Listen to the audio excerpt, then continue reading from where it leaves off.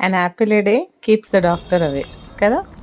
అట్లనే మల్బరీలో ఉండే anti oxidants కనుక మనం రైట్ టైం టు టైం తీసుకుంటే మనం డాక్టర్ దగ్గరికి వెళ్ళాల్సిన అవసరం కూడా ఉండదు. మనం యాపిల్స్ని పెంచుకోలేము మన తెలంగాణలో, కానీ మల్బరీస్ని ఈజీగా పెంచుకోవచ్చు. మల్బరీస్ అంటే ఏంటో తెలియదు కదా. నాకు వీటి పరిచయం చిన్న ఉన్నప్పుడు, నాకు తెలిసి నాకు ఒక 8 ఏళ్ళు ఉంటాయేమో. ఆ టైంలో ఒక పెద్ద చెట్టు ఉండేది. ఆ పెద్ద చెట్టు ఒక కాలువ పక్కన ఉండేది, చిన్న కాలువ, అంటే మురికి నీళ్ళు లాంటిది అనుకోండి. దానికి ఉయ్యాల కట్టి ఊగేటోళ్ళు. దానికి పళ్ళన్నీ ఉండేవి, చెట్టు నిండా పళ్ళు ఉండేవి, పెద్ద చెట్టు. దానికి పిల్లలందరూ ఉయ్యాల కట్టి ఊగేదంటే అర్థం చేసుకోండి. అప్పుడు ఈ పండు పేరు బొంతపళ్ళు అని నాకు తెలుసు.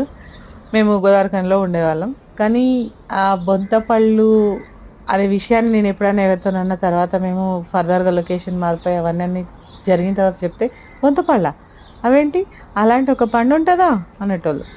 కానీ ఇప్పుడు ఇవే ఫేమస్, ఇవే కాస్ట్లీ. 1 కేజీ 170 రూపాయలు కిలోకి అంటే అర్థం చేసుకోండి. మా చెట్టు చూసిరా, ఒక్కొక్క కాయ. అందుకే నేను ఫస్ట్ తమ్నేలే నా ఫోటో అదేంది పామ్ మీద తీసుకున్నా. ఒక కాయే నా 2 ఇంచులు ఉంది. నా ఒక ఫింగర్ మధ్యలో పెడితే మొత్తం 2 ఇంచులు కవర్ చేసింది. అంత పెద్ద కాయలు కాసినాయి. సో మీరు ట్రై చేసి పెంచుకోండి. ఇది సప్తగిరి నర్సరీ నుంచి తెచ్చిన మొక్క.